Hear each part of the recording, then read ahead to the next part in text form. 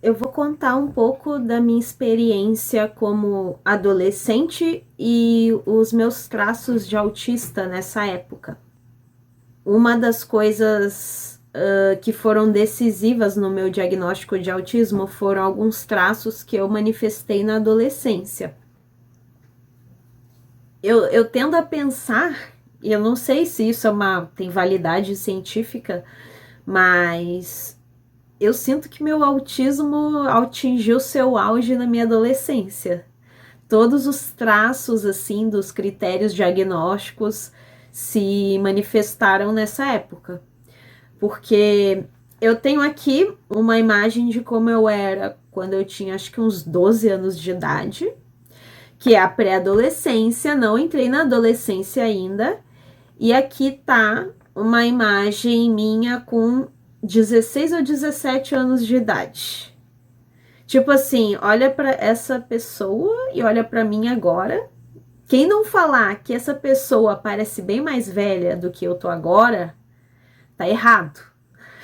Porque é mais assim, os trajes, né? Olha os trajes, o corte de cabelo, a linguagem corporal, o sorriso desconfortável, né? Eu não estava muito confortável assim no meu corpo e eu era muito conservadora, né? Eu ia procurando imagens para esse vídeo, eu achei uma imagem minha criança, que eu tô meio que quase na mesma pose que eu tava nessa foto da minha adolescente. Assim, e com o lábio meio assim apertado, né? Sorrindo meio assim, tipo, claramente desconfortável, né? Essa foto que é minha de criança foi um dia que a gente foi visitar meus primos e eu tava morrendo de vergonha deles. Aí tava no sofá eu, meu pai, o meu tio, meus primos e meus irmãos, ou seja, 4 garotos, estavam super se divertindo e eu tava completamente desconfortável. Então, aqui tem uma outra imagem que eu tô nesse mesmo dia, só que eu tô de pé, né? Eu usava umas roupas assim de senhora, né? Minha pele era bem ruim, ó, bem oleosa.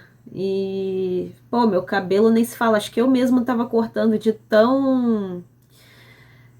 Tipo assim, eu cortava e ficava horrível, porque tem gente que corta sozinha e sai bom, né? Eu mesma ultimamente tenho cortado meu próprio cabelo, né? Porque eu aprendi uma técnica com o YouTube. Mas desse jeito tava bem feio, né? Com essa franjinha, assim, enfim. E então, por que que eu vou falar por que que eu acho que foi na minha adolescência que meu autismo se manifestou mais forte? Porque eu comecei a ficar fissurada na minha performance na escola. Porque aí casou doutrinação religiosa com educação rígida, porque sempre baseado na religião, meu pai incentivava que os filhos se esforçassem, né, em prol do próximo. Enfim, o esforço era um valor bem forte na minha família, nessa família nuclear, né? E ele falava isso e ele falava que a gente tinha que se esforçar para ser o melhor em tudo que a gente fazia. E também a religião falava muito de dedicação, de sempre pensar no próximo, colocar o próximo à sua frente. E o que que aconteceu? Eu levei tudo ao pé da letra. Assim, eu sou uma pessoa muito privilegiada, sempre minha família sempre teve uma condição financeira confortável, então eu nunca precisei trabalhar na minha adolescência. Eu comecei a trabalhar com 18 anos, mas assim, não precisei trabalhar antes do que 18 anos, né? Então, eu pensei, minha única obrigação é estudar. Então, eu vou estudar para ser sempre a primeira aluna da escola, assim. E vou encarar o estudo como se fosse o meu trabalho. Só que eu Tipo, tudo bem você querer se esforçar, só que eu levei isso para um nível que não estava saudável, assim, de tanta rigidez cognitiva que eu tava. Tanto é que é engraçado dizer, porque depois de um tempo que eu comecei a ficar dodói de tanto estudar, e eu fui comentar com meu pai, mas pai, você não falou que era para eu ser a melhor aluna, o melhor em tudo? Daí ele falou, ele nem lembrava que ele tinha falado essas coisas, sabe? Tipo, e meus irmãos também receberam as mesmas instruções do meu pai, só que eles não ligavam assim tanto para estudo que nem eu. Eu sei que eu comecei eu não saí de casa, comecei a desprezar todas as pessoas, me isolei de amigos, assim, quaisquer que eu tivesse, eu tinha pouco já. E comecei a dedicar cada minuto do meu dia a estudar. Então eu acordava 1 hora antes para estudar, aí ia no ônibus estudando. Se eu ficava de pé no ônibus, eu era com uma apostila na cara. No recreio eu subia para estudar. Eu não almoçava para ficar estudando, porque eu achei. Agora se prepara para a lógica da adolescente. Eu achava que almoçar era perda de tempo. E que as pessoas que almoçavam, presta atenção, eram relaxadas. Cara, olha a lógica. Tipo assim, foi aí que eu pensei, cara, eu sou dodói. Eu sou dodói. Tipo assim, olhando em retrospecto. Quem é que pensa esse tipo de coisa? Só, sei lá, se for um patrão pensando num funcionário. É perda de tempo fazer os funcionários almoçarem, né? Mas aí a gente entra em questão trabalhista. Aí, o que que aconteceu? Eu engordei uns 12 quilos em pouco tempo, assim, com esse ritmo. Por quê? Eu continuava sentindo fome. E, pior, tipo, eu me privei de qualquer prazer só para estudar. E só que aí os doces eram o único prazer ao qual eu me dava o direito. Por quê? Porque eu podia comer doce enquanto eu estudava, porque o doce não ia atrapalhar meu estudo. Pelo contrário, eu chegou um momento que eu só conseguia estudar comendo, enquanto comia alguma coisa. Então comecei a esconder doces no meu armário, no quarto. Meu lixo do quarto sempre estava cheio de pacote de bolacha. E comecei a engordar porque eu chegava em casa sem ter almoçado, às vezes sem ter comido o dia inteiro, e eu tinha compulsões alimentares, assim, bem, bem fortes quando eu chegava em casa. Então, aí minha alimentação descontrolou completamente, né? Meu sono também, porque eu comecei a colocar sempre horário de meia-noite para eu dormir, para eu estudar, até o meu horário de estudar. E assim, meu desempenho foi bom nas notas, mas pensando agora, sim, eu não tinha um bom rendimento. Quem é que vai ter um bom rendimento, né, fazendo isso dessa forma? Eu ignorava até a ciência, assim, de tão bitolada que eu era. Tipo, eu ignorava quando alguém me falava, não, porque ter pausas é importante e tal. E eu pensava, não, pra mim não é importante. Porque eu queria ser meio que um robô, não queria ter corpo, sabe? Eu só queria operar igual uma máquina. Aí o que que aconteceu? Eu entrei nesse ritmo com 14 anos, na 8ª série. Aí teve o primeiro ano do ensino médio, que eu fiz isso, segundo ano do ensino médio. Já para metade final do segundo ano do ensino médio, eu tive o quê? Um burnout. Burnout é para trabalho, né? Mas assim, no caso, eu tive, acho que para autista poderia falar que foi um shutdown, que é quando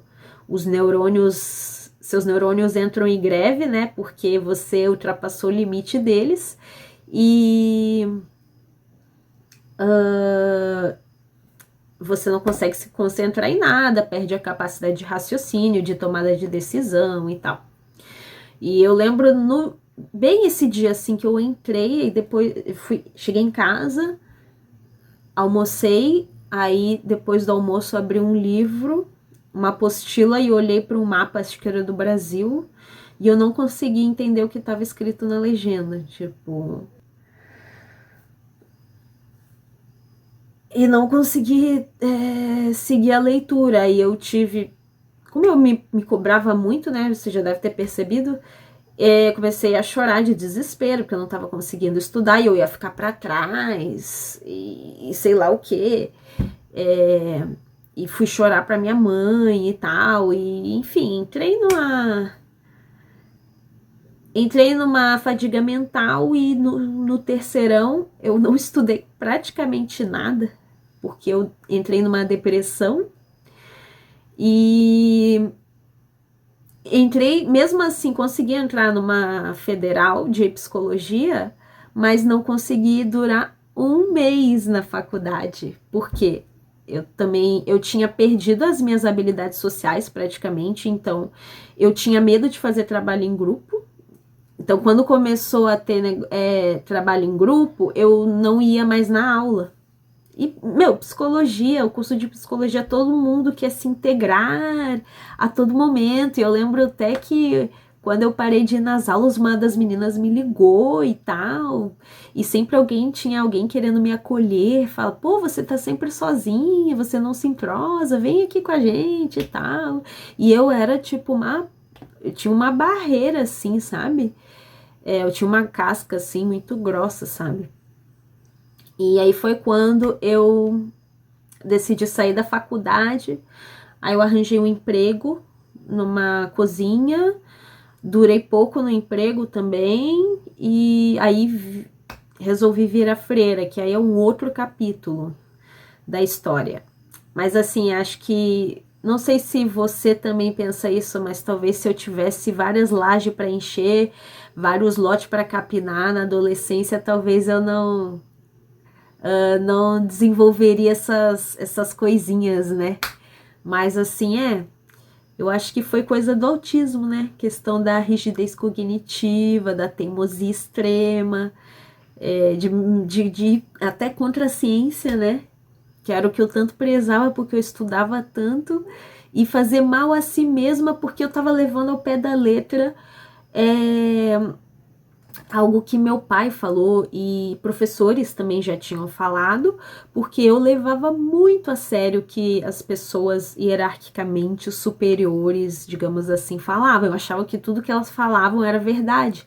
Então eu não tive esse momento de adolescência de ser rebelde, de contestar a autoridade. Não, para mim a autoridade era autoridade mesmo, assim, porque eu levava tudo ao pé da letra. Então as regras, para mim, regra era a verdade absoluta. E hoje, claro, depois de muita terapia, eu consigo olhar para essa fase, analisar essa fase dessa forma e tomar cuidado com a rigidez cognitiva e depois de muita terapia conseguir fazer uma faculdade, começar a faculdade, ainda não terminei nenhuma. Mas não tenho mais problema nenhum com trabalho em grupo. Falar em público também é uma coisa que eu tenho gostado de fazer. O problema continua sendo falar um a um. Esse é o meu maior problema. Mas isso é outro capítulo.